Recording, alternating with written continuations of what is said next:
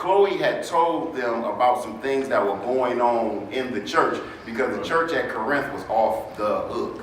If you could imagine starting a church in Las Vegas, then you could imagine what the church of Corinth was about. They had a mixture of people because you had a mixture of Jews, you had a mixture of saved Gentiles, you had a mixture of worldly people who had not been church. And so because of all this, you had this gumbo, if you will, of people inside of the church. And what happened is they had got tricked because there were some people in the church that started saying that they had to be circumcised in order to be saved. There was people inside of the church who had slipped in with some false doctrine. The doctrine of Gnosticism had got into the church. Where they believed that God didn't really create the world, the Son of God created the world, and they were teaching this thing inside of the body of Christ. They also had divisions in the church. They had this popularity spirit where one person is boasted up against another person. Where I like this person, I like Paul, I like this, I like that. And Paul wanted to let them know this is nothing about being popular when you're preaching the gospel. It's not about people patting you on your back when you're preaching the gospel. That's right. It's not about people puffing you up. You've got to serve God because you love God. Because if you know what I know, you keep on coming, somebody going to turn that pat on your back into a stab in your back. Because everybody don't like you. Amen? You're right. Paul even had to deal with it inside the church, the very church that he grew up. I don't want to look like a child. They had some haters in the church, just some arrogant opposition. They didn't like the elders. They didn't like the bishops. They wasn't called to be elders, wasn't called to be bishops. They just didn't like the fact that they wasn't up front. There was flagrant sexual acts going on in the church. Men sleeping with their relatives and molesting children and doing all kinds of Today.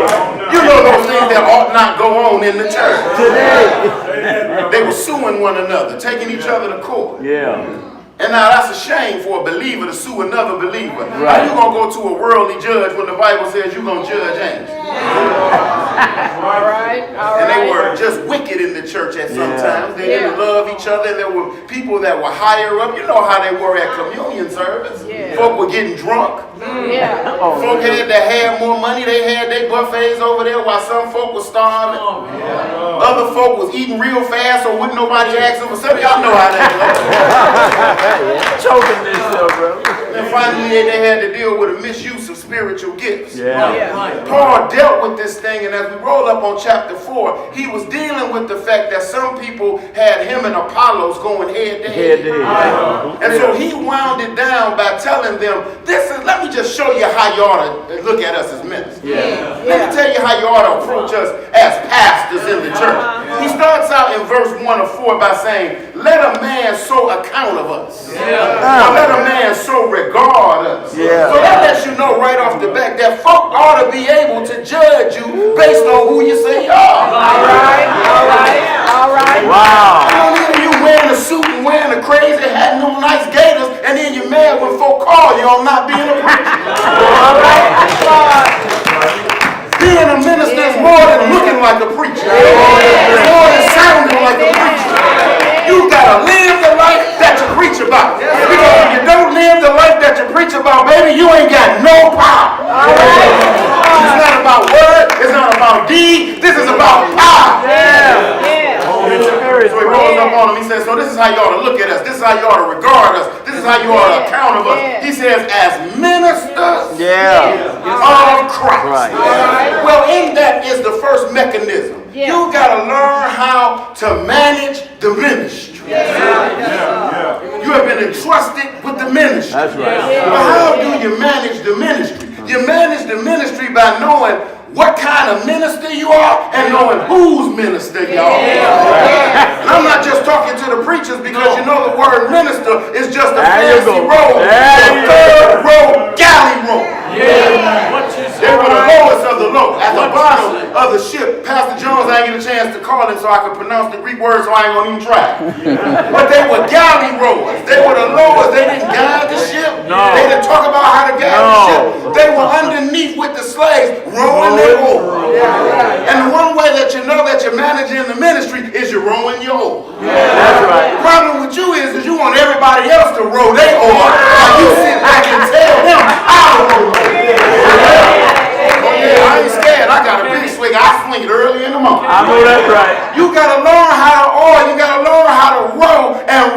your mouth closed and your eyes focused. You manage the ministry by knowing whose minister you are. Look in the text, it says they are ministers of Christ. It's a lot of people who serve, a lot of people who are ministers, but whose minister are you? Because so many of us say we ministers of Christ, but we really serve ourselves. Watch it. We're self-serving. If it ain't about us, if it ain't about me, then we don't want nothing to do with it. We're serving to be seen. Yeah. We're preaching to be seen. Yeah. We're singing to be seen. Yeah. We're pastoring to be seen. But when you are his minister, you serve so he can be seen. You sing so he can be seen. You preach so he can be seen. You give so he can be seen. He's the only one. So he can be seen. Yeah. You are to be a minister. You are to be a servant. A servant manager. He says not only are you should account of us as ministers of Christ, but watch the conjunction word. He says and servants of the mysteries of God. So it's not just enough to serve, but you've got to learn how to manage. Right? Even that word manage, it can be translated or transliterated as dispensation. Wow. See, one of the mysteries is that God is the manager over times, over people, and over seasons. What that lets you know is, baby, you don't run nothing. Everything. All of us are disposable when it comes to God. Or you may think you somebody. You may act like you somebody. But baby, God knows how to get you where he needs you to be. He says we are stewards. The word steward there is okonomos. It comes from the word okonomia. It means to be a guardian. It means to be a tutor. It means to be a nanny over the children of God. See, we love the word manager because the word manager puts us in authority. That's right, But God says you shouldn't just be a manager. Sometimes you got to be a tutor. Sometimes you got to teach folk what they need to know. Sometimes you got to show folk what they need to know. The best tutor is watching what somebody do that know what they do. See, we're too quick to want to push the elders out of the way and not learn why the elders are elders. You are a tutor. You're responsible for the teaching. You're responsible for the education. You're responsible of the handling of God's children as a good nanny will. And as the church, we're guilty. We don't want to be nannies no more. People got psychological problems. We want to send them to counselors. People got, law problems. We want to send them to lawyers. But the church, the elders, we ought to be a unit and a state unto ourselves. We got to learn how to take care of ourselves. And if you ain't learned nothing by having Donald Trump in office, you better learn that you better learn how to take care of yourself. You own it. You better learn, you better learn. People want to say he racist. Yeah, he racist if you ain't green. No. You ain't got no green money. He don't want nothing to do with you. But you're a bishop, you're an elder. You are the manager of the church. He says you are a steward of the mystery. Of the gospel. So not only should you manage the ministry, but you've got to manage the mysteries. Well, preacher, what is the mystery? Come on, help. I ain't going to tell you it's a mystery. I'm going to tell you because we're family. One of the mysteries is the gospel. That's it. The gospel is a mystery. That's right. Because folk can't understand how Christ in you is the hope of glory. Here is the biggest mystery. The mystery is that if any man be in Christ, he is a new creature. All things are passed away, and behold, all things are new. You are a manager of the mystery of the gospel. Not only are you a manager of the mystery of the gospel, but you're also a manager of the mystery of the church. The church is a mystery.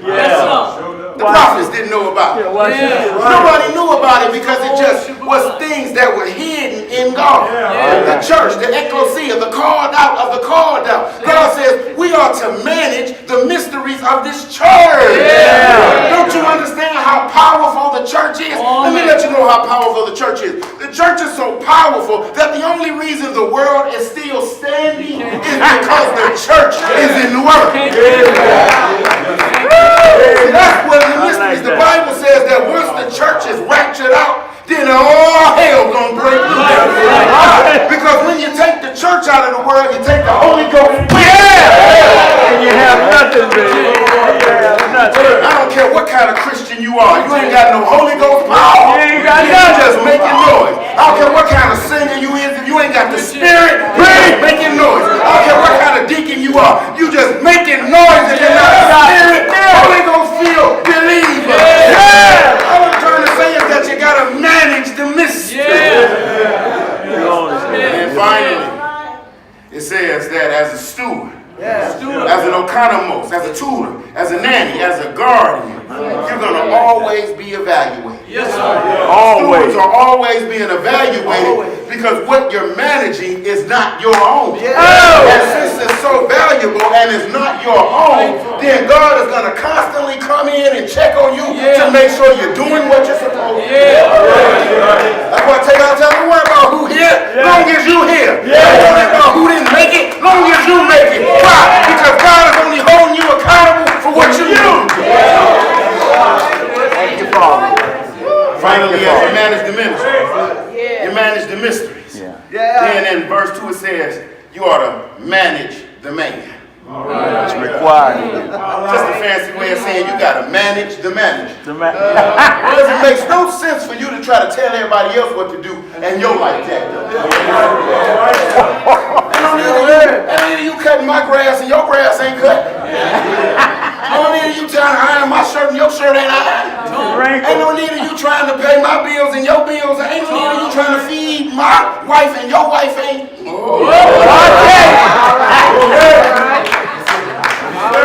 So as I get ready to stop, how do you manage the manager? How do you manage the man? That's a good one. You have to be found faithful. That's an indictment on a lot of people. Because they find you a lot of places.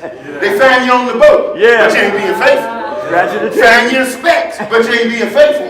God says if they're going to find you doing something, then let them find you being faithful. Because that's how you manage the man. You manage the man through being faithful by saying no to some stuff, by saying no to some people, by saying no to some products, by saying no to some places. That's how you learn how to set the atmosphere and keep yourself coloring in the light. Wow. This is a long journey, y'all. And this ain't overnight, this is over time. And you gotta learn these mechanisms in order for stuff to work right in your life. It's time out for window shopping. You already know what's in the store. You ain't buying nothing, you just window shopping. You ain't buying nothing the moderator say, buying nothing the choir singing, buying nothing the classes teach about. Baby, open up your pockets and buy something that the word of God keep trying to show you. So my challenge today, can you manage? Can you manage the ministry? Can you manage the mysteries? And then finally, can you manage the man, which is managing. God bless you.